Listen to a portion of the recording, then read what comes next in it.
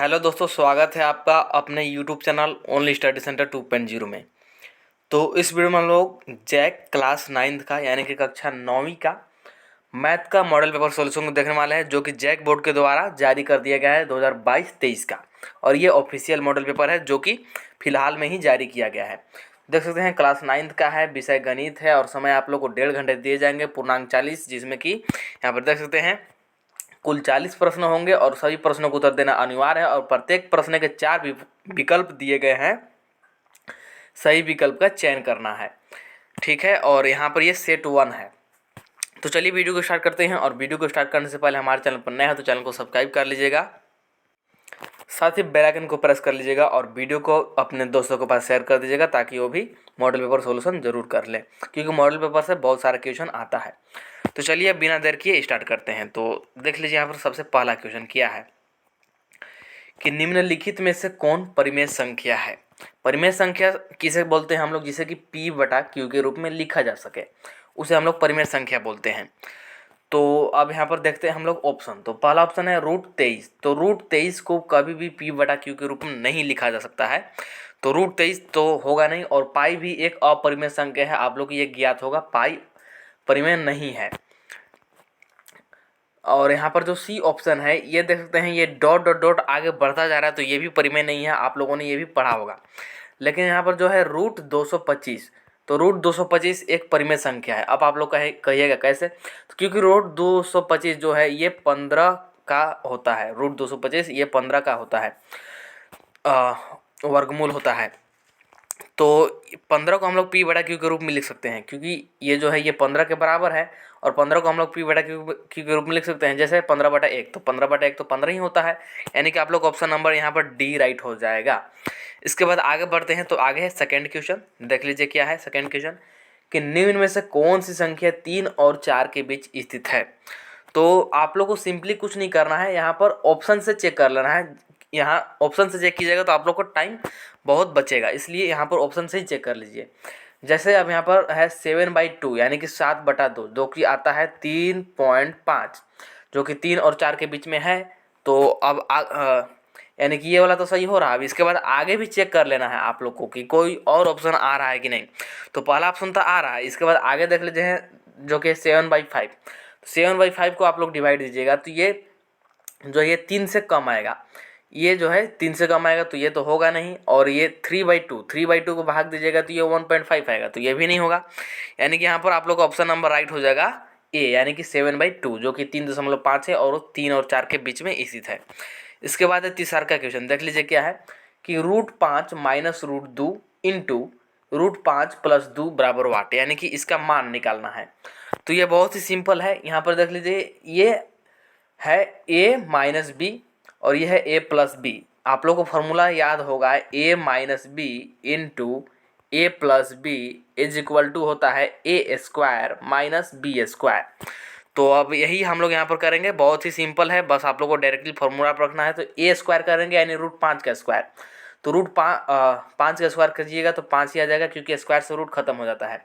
फिर minus b², तो b क्या है, √2 है, √2 का स्क्वायर कीजिएगा तो कितना आएगा, 2 आएगा। तो अब 5 माइनस 2 बराबर कितना होता है, 3, यानी कि यहाँ पर आप लोग का कौन सा ऑप्शन राइट हो जाएगा, ऑप्शन नंबर यहाँ पर डी राइट हो जाएगा। इसके बाद आगे है नेक्स्ट क्वेश्चन, जो कि है 4 नंबर वाला। देख लीजिए क्या है कि 32 के पावर है 2/5 बराबर क्या होगा। तो देख लीजिए यहाँ पर है 32 के पावर 2/5।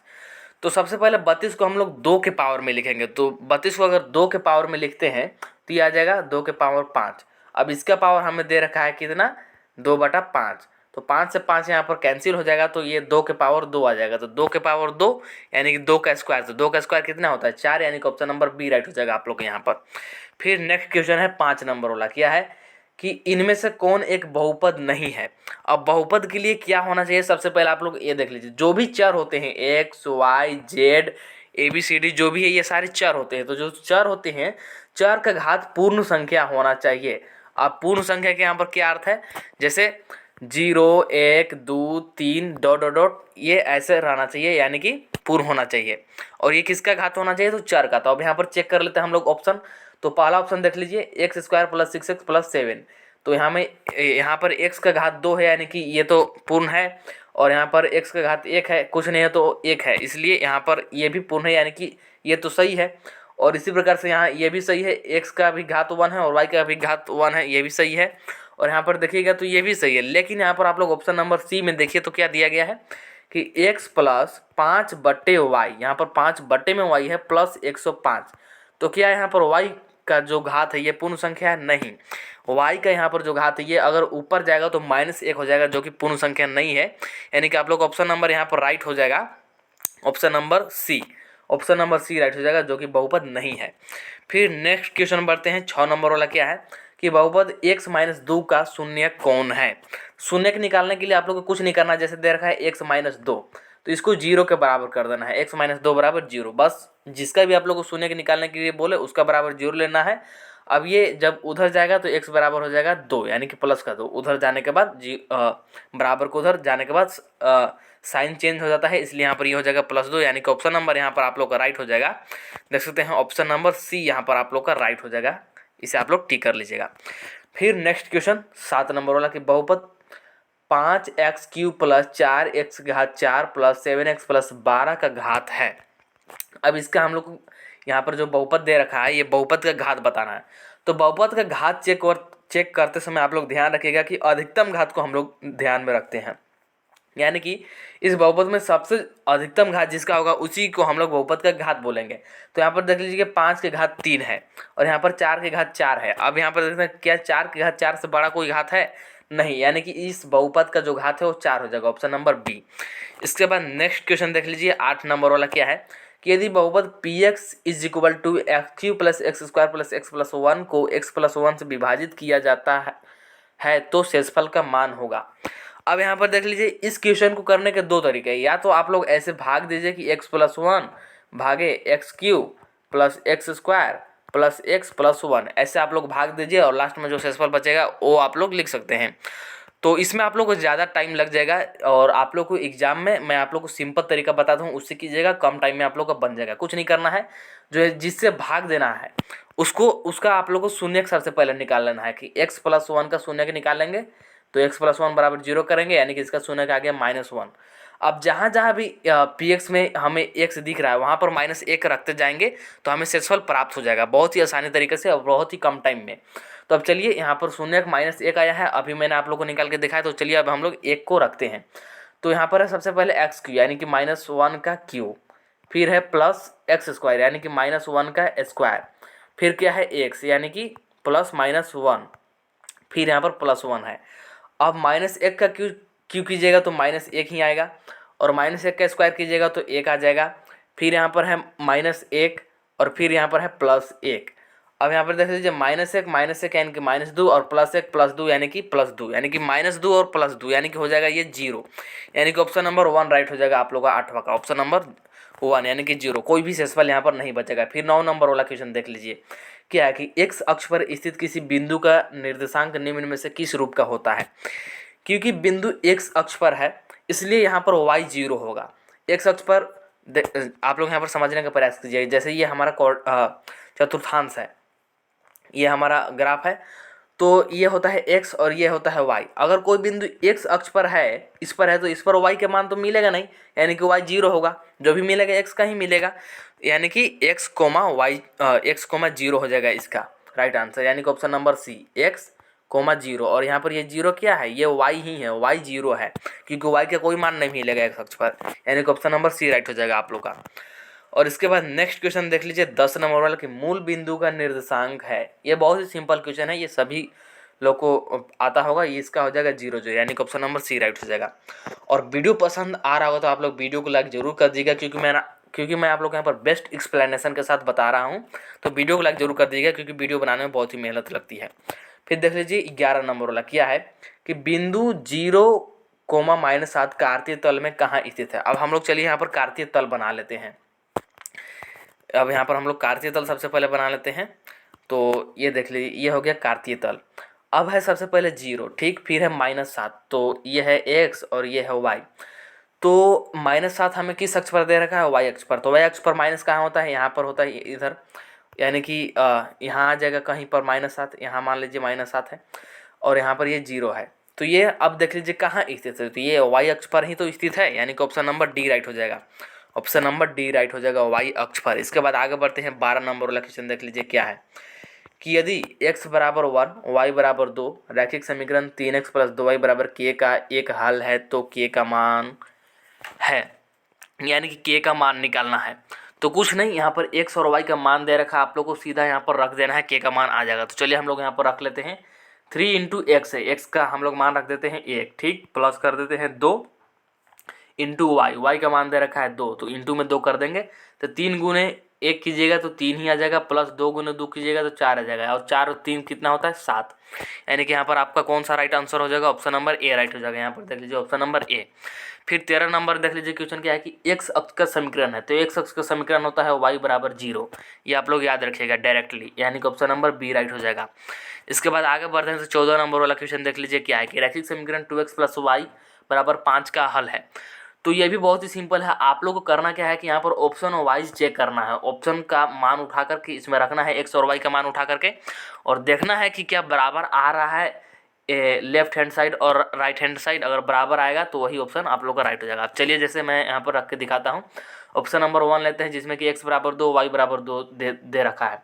तो यहाँ पर रखेंगे इस वाले समीकरण में x और y का मान, तो 2 इंटू एक्स, तो यहाँ पर x का मान ऑप्शन नंबर 1 में है 2, तो 2 रख दिए, प्लस यहाँ पर y, यानी कि y भी है 2। अब ये कीजिएगा 2 दूनी के 4 प्लस 2 बराबर कितना आ गया 6। तो अब क्या 6 बराबर 5 हो सकता है, नहीं, यानी कि ऑप्शन नंबर 1 तो आप लोग का रॉन्ग हो गया। अब यहाँ पर देखते हैं ऑप्शन नंबर 2, तो ऑप्शन नंबर 2 में x का मान 2 दे रखा है और y का मान 2, तो रखते हैं, सॉरी x का मान 1 है और y का मान 2, तो रखते हैं 2 इंटू एक्स, एक्स का मान 1 है, प्लस यहाँ पर y, तो y का मान 2 है, तो ये कीजिएगा तो 2 गुने 1 कीजिएगा तो 2 और प्लस 2 यानी कि 4। तो अब क्या 4 बराबर 5 हो सकता है, नहीं, यानी कि ऑप्शन नंबर 2 भी आप लोग का रॉन्ग हो जाएगा। अब यहाँ पर देखते हैं हम लोग ऑप्शन नंबर 3 क्या है, जो कि है सी, जिसमें कि दे रखा है x बराबर 2 और y बराबर 1, तो रखते हैं 2 इंटू एक्स, यानी कि x 2 है प्लस y 1 है, बराबर हमको निकालना है, तो 2 दूनी के 4 और प्लस 1 बराबर 5, यानी कि 5 बराबर 5, जो कि सही है, यानी कि ऑप्शन नंबर सी आप लोग के यहाँ पर राइट हो जाएगा, ऑप्शन नंबर सी राइट हो जाएगा। इसके बाद नेक्स्ट है देख लीजिए 15 नंबर वाला क्या है कि यूक्लिड का कथन कि सभी समकोण एक दूसरे के बराबर होते हैं निम्न रूप में दिया गया है। तो निम्न रूप में ये क्या है, ये एक उत्पत्ति है या एक अभिकृति है या एक परिभाषा है या एक अभिधारणा है। तो ये जो है ये एक अभिधारणा है, इसे आप लोग याद रखिएगा। इसके बाद आगे बढ़ते हैं 16 नंबर वाला क्वेश्चन देख लीजिए क्या है कि दिए हुए बिंदु से होकर कितनी रेखाएं जा सकती है। दिए हुए बिंदु से होकर कितनी रेखाएं जा सकती है। मान लीजिए ये कोई एक बिंदु है, तो इसे कितनी रेखाएं जा सकती है, आप लोग देख सकते हैं यहाँ से यहाँ से यहाँ से, आप लोग जैसे मन तैसे यहाँ पर रेखाएं खींच सकते हैं, यानी कि अनंत रेखाएं जा सकती है, यानी कि ऑप्शन नंबर सी यहाँ पर आप लोग का राइट हो जाएगा 16 का। आगे बढ़ते हैं तो 17 नंबर वाला क्वेश्चन देख लीजिए क्या है कि 70 डिग्री का पूरक कोण का मान क्या होगा। सबसे पहले आप लोग पूरक का मतलब समझिए, पूरक का मतलब होता है 90 डिग्री। तो अब यहाँ पर 70 डिग्री का हमको पूरक को निकालना है, तो ये बहुत ही सिंपल है क्योंकि पूरक का मान होता है 90 डिग्री। अब यहाँ पर हमें 70 डिग्री दे रखा है, 70 डिग्री का पूरक निकालना है, तो बस आप लोग को 70 यहाँ से माइनस कर देना है, बराबर आ जाएगा 20 डिग्री, यानी कि ऑप्शन नंबर यहाँ पर सी राइट हो जाएगा, ऑप्शन नंबर सी राइट हो जाएगा। जिसका भी आप लोग को पूरक पूछेगा उसको 90 में से घटा देना है और आ जाएगा आप लोग का आंसर।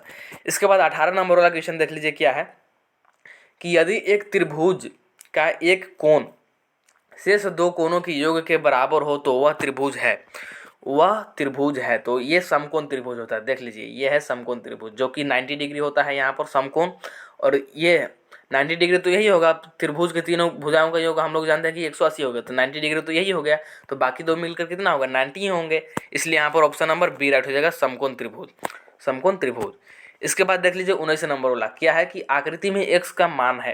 यहाँ पर जो आकृति दे रखा है इसमें हम लोग को x का मान निकालना है। चलिए यहाँ पर थोड़ा सा बड़ा कर लेते हैं और इसके बाद मैं आप लोग को यहाँ पर समझाता हूँ। तो देख लीजिए बहुत ही सिंपल है, क्या है अभी मैंने आप लोगों को बताया कि किसी भी त्रिभुज के अंत कोणों के योग 180 डिग्री होता है, मतलब कि अंदर के कोणों के योग जोड़ेंगे तो 180 होगा। तो यहाँ पर हमें दो कोण दे रखा है, ये ए कोण और बी कोण, इसका मान दे रखा है, तो दोनों को जोड़ेंगे तो कितना होगा 40 प्लस में 50 बराबर में हो जाएगा 90, यानी कि 90 आया। तो अब बचा हमारे पास कितना, 90, यानी कि ये वाला जो कोण आएगा ये 90 आएगा हमारा, और ये 90 है भी, क्योंकि यहाँ पर ये समकोण है इसलिए 90 है। अब यहाँ पर देख लीजिए, यहाँ पर ये जो सरल रेखा है इस पर बन रहा है 180 डिग्री का कोण। जब भी इस प्रकार का बनता है तो 180 डिग्री का कोण बनता है। अब चूंकि यहाँ पर ये 90 है तो बचा कितना, 90 ही बचा, यानी कि ऑप्शन नंबर यहाँ पर बी राइट हो जाएगा आप लोग का 19 नंबर का, 19 का बी राइट आंसर हो जाएगा। इसके बाद देख लीजिए 20 नंबर वाला, निम्नलिखित में से कौन त्रिभुजों की स्वरंग क्षमता की कसौटी नहीं है। यहाँ पर क्वेश्चन को आप लोग अच्छी तरीके से ध्यान दीजिएगा, नहीं है पूछा है।